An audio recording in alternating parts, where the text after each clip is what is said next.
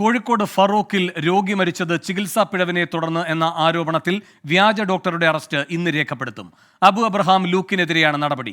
TMH ആശുപത്രിക്കെതിരെയും നടപടിയെടുക്കാൻ ആരോഗ്യമന്ത്രി നിർദ്ദേശം നൽകി. സംസ്ഥാനത്തെ യഥാർത്ഥ ഡോക്ടേഴ്സിന്റെ പട്ടിക പ്രസിദ്ധീകരിക്കുമെന്ന് വീണ ജോർജ് 24-നോട്. അപ്പോൾ ആ കുടുംബത്തിന്റെ ദുഃഖം വലുതാണ്. ഇത് സർക്കാർ വളരെ ഗൗരവത്തോടെയാണ് കാണുന്നത്. ഒരു സ്വകാര്യ ആശുപത്രിയിൽ MBBS 2ാം വർഷം പരീക്ഷ പോലും പാസ്സാകാത്ത ഒരു വ്യക്തിയാണെന്നുള്ളതാണ് മനസ്സിലാക്കപ്പെടുന്നത്.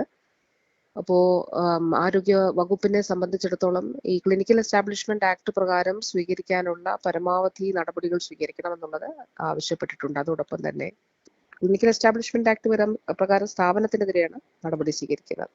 രജിസ്റ്റർ ചെയ്തിട്ടുള്ള ഡോക്ടേഴ്സിനെ അവരെ പ്രസിദ്ധീകരിക്കാൻ തക്കവണ്ണമുള്ള വിവരങ്ങൾ മെഡിക്കൽ കൗൺസിൽ ക്രോഡീകരിക്കുകയാണ്.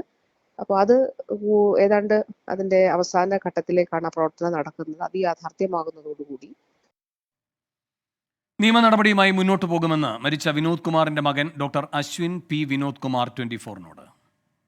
പിന്നെ KMCT വിളിച്ച് പല ആൾക്കാരുമായിട്ട് ഫോൺ വിളിച്ച് കൺഫേം ചെയ്തു. അപ്പോൾ ഇദ്ദേഹം ഇതുവരെ സെക്കൻഡ് ഇയർ പാസ്സായിട്ടില്ല എന്ന് അറിയാൻ കഴിഞ്ഞത്. പിന്നെ ഞങ്ങൾ നാഷണൽ മെഡിക്കൽ കൗൺസിലിൻ്റെ സൈറ്റിൽ കയറിയിട്ട് ഇദ്ദേഹത്തിൻ്റെ പേരടിച്ച് നോക്കി, അപ്പോഴും രജിസ്ട്രേഷൻ ആയിട്ടില്ല. അപ്പം അങ്ങനെ കൺഫേം ആയി ഇദ്ദേഹം ഇതുവരെ MBBS ബിരുദം കിട്ടിയിട്ടില്ല എന്നുള്ളത്. കാരണം ഒരാളുടെ മരണത്തിന് കാരണമാവുന്ന അത് പറയുന്നത് BNS 106 സെക്ഷൻ അതിൻ്റെ വകുപ്പ് കൂടെ ഉണ്ടോ എന്ന് പരിശോധിക്കുന്നുണ്ട്. പ്രധാനമായിട്ടും ആശുപത്രി മാനേജ്മെൻറ്റിനെതിരെ കൂടെ ഇതുപോലെ ആക്ഷൻ ഉണ്ടാവണമെന്നാണ് എൻ്റെ ഒരു ആഗ്രഹം. രോഗിയുടെ മരണത്തിൽ വീഴ്ച സംബന്ധിച്ച് TMH ആശുപത്രി അധികൃതർ വ്യാജ ഡോക്ടർ എന്ന് തെളിഞ്ഞ അബു അബ്രഹാം ലൂക്ക് നൽകിയ സർട്ടിഫിക്കറ്റിൽ മറ്റൊരു പേരായിരുന്നു എന്ന് മാനേജർ മനോജ് പാലക്കൽ 24-നോട് പറഞ്ഞു. ഞങ്ങൾ മറ്റു ഹോസ്പിറ്റലിൽ വർക്ക് ചെയ്ത നല്ല സീനിയർ ഡോക്ടർ ആർമോസിനെ ഒക്കെ ഞങ്ങൾ അന്വേഷിക്കും. ഓരോ ഡോക്ടർമാരെ റെഫർ ചെയ്യുന്നതാണ് ഈ ഡോക്ടർമാരൊക്കെ. അപ്പം നമ്മൾ അത്തരത്തിലൊരു കിട്ടിയ ഡോക്ടറാണ് ഇയാൾ. ഇപ്പോൾ ഇയാൾ മലപ്പുറം ജില്ലയിലെ വിവിധ ഹോസ്പിറ്റലിൽ, കോഴിക്കോട് ജില്ലയിലെ വിവിധ ഹോസ്പിറ്റലൊക്കെ വർക്ക് ചെയ്താണ്. ഇപ്പോഴും അയാൾ വർക്ക് ചെയ്തുകൊണ്ടിരിക്കുന്നുണ്ട് മറ്റു ഹോസ്പിറ്റലിൽ. ഞങ്ങൾ ആഴ്ചയിൽ 2 പ്രാവശ്യമാണ് ഞങ്ങൾ വരുന്നത്. സ്ഥിരമായിട്ട് ആർമോസിന് കിട്ടുകയാണെങ്കിൽ ഞങ്ങൾ സർട്ടിഫിക്കറ്റൊക്കെ വെരിഫൈ ചെയ്യും. ഇത് ആഴ്ചയിൽ 1-2 നഴ്സിൻ്റെ സർട്ടിഫിക്കറ്റ് ഡോക്ടേഴ്സിനൊക്കെ ഇത് വെരിഫൈ ചെയ്യാൻ നിൽക്കാറില്ല. ഒന്നാമത് വീഴ്ച എന്ന് പറഞ്ഞാൽ ഞങ്ങൾക്ക് അയാളൊരു സർട്ടിഫിക്കറ്റ് തന്നെ ഞങ്ങൾ അതിൽ വിശ്വസിച്ച് പോയി. ഞങ്ങളെ പറ്റിക്കാണല്ലോ ശരിക്കും ചെയ്തത്. ഞങ്ങൾ ഇത് ചെയ്യാണ് ചെയ്തത്.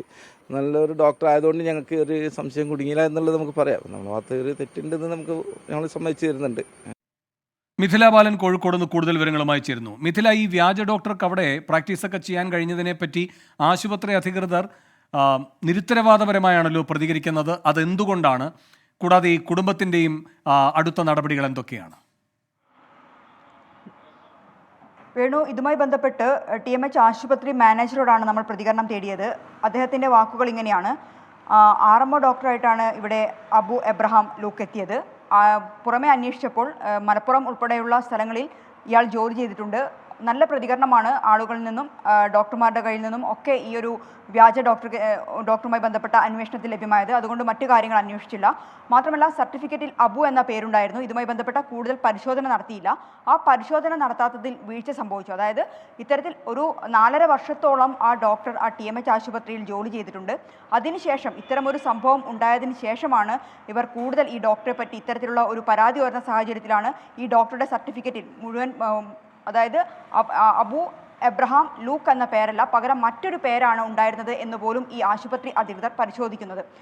തങ്ങളുടെ ഭാഗത്ത് വീഴ്ച സംഭവിച്ചു എന്നവർ സമ്മതിക്കുന്നുണ്ട്. പക്ഷേ സൂചിപ്പിച്ചതുപോലെ തന്നെ നിരുത്തരവാദപരമായ ഒരു സമീപനവും പ്രതികരണവും തന്നെയാണ് ആശുപത്രി മാനേജ്മെന്റിന്റെ ഭാഗത്തുനിന്നും ഇന്നുണ്ടായിട്ടുള്ളത്. മറ്റൊന്ന് ഈ കുടുംബത്തിന്റെ ഭാഗത്തുനിന്നുള്ള പ്രതികരണമാണ്. അവർ നിയമ നടപടിയുമായി മുന്നോട്ട് പോകാൻ തന്നെയാണ് തീരുമാനിച്ചിട്ടുള്ളത്. ഈ മാസം 23-ന് പുലർച്ചെ 4:30-ക്കായിരുന്നു നെഞ്ചുവേദനയെ തുടർന്ന് വിനോദ് കുമാറിനെ ഈ ഒരു TMH ആശുപത്രിയിൽ കൊണ്ടുപോയി ആദ്യ അരമണിക്കൂറിൽ ചികിത്സ നൽകി. പക്ഷേ കൃത്യമായ ചികിത്സ ആയിരുന്നില്ല എന്ന് ഈ ഒരു കുടുംബം പറയുന്നുണ്ട്. അതിനുശേഷം അരമണിക്കൂർ കഴിഞ്ഞപ്പോൾ തന്നെ ഇദ്ദേഹം മരണമടഞ്ഞു. പിന്നീട് ഈ ഒരു വീട്ടിലെത്തിയ മറ്റാർക്കോ ഇത്തരത്തിലുള്ള ഒരു ദേഹാസ്വാസ്ഥ്യം അനുഭവപ്പെട്ടു. വീണ്ടും ഈ ആശുപത്രിയിലെത്തിയ സമയത്ത് ഈ മരിച്ച വിനോദ് കുമാറിന്റെ മകൻ, ഈ പ്രതികരണം നമ്മൾ തേടിയ മകൻ ഡോക്ടറാണ്.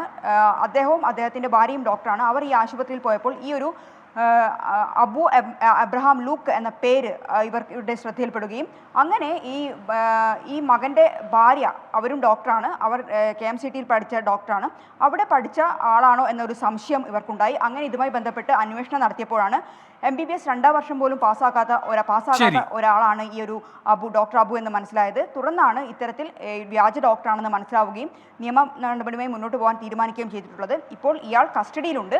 12:30 1 മണിയോടുകൂടി അറസ്റ്റ് രേഖപ്പെടുത്തുമെന്നാണ് ഫറോക്ക് ACP വ്യക്തമാക്കിയിട്ടുള്ളത്. വേണു. മിഥില ബാലനാണ് കോഴിക്കോട് നിന്ന് വിവരങ്ങൾ നൽകിയത്.